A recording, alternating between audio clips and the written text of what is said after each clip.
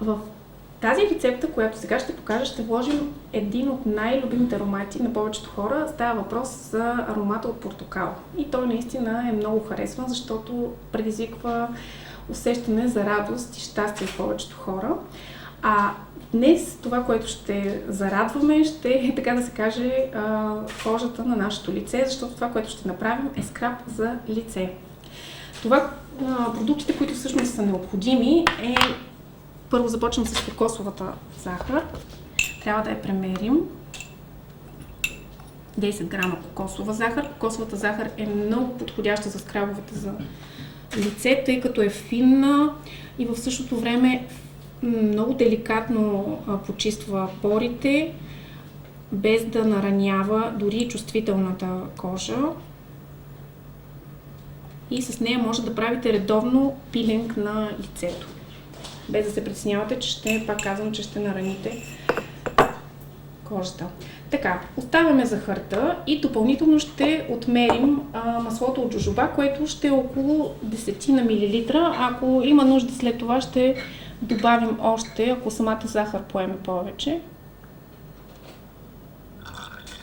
За сега ще сложа 10.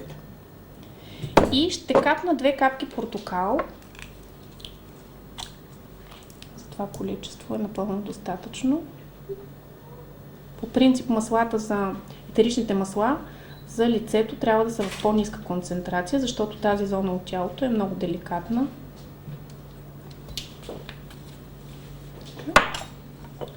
Трябва да разбъркаме хубаво.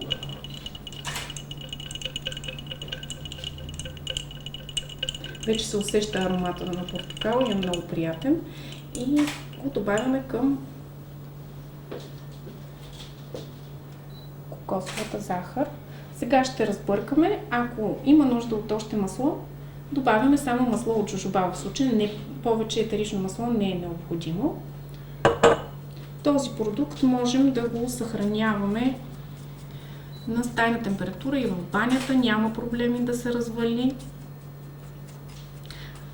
Скрабът се използва върху влажна кожа, т.е. след като сме почистили лицето и намокрим, увлажним кожата, с леки масажни движения се нанася върху самото лице и след около минута-две вече е напълно достатъчно да се отмие, тъй като маслото от джожоба е в голямо количество, както виждате в скраба.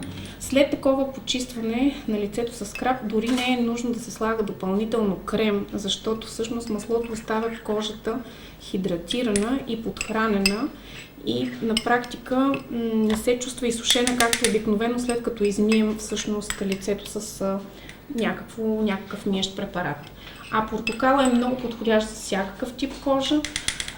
Действа изключително добре дори на мазната и на смесена, както и на сухата и зряла кожа, защото повишава еластичността, свива порите и, така да се каже, има анти-ейдж ефект. Ето, това е всъщност готовия скраб. Скраб за лице 20 грама. Необходими са 10 грама кокосова захар, 12 мл масло от джожоба, 2 капки етерично масло от сладък портокал,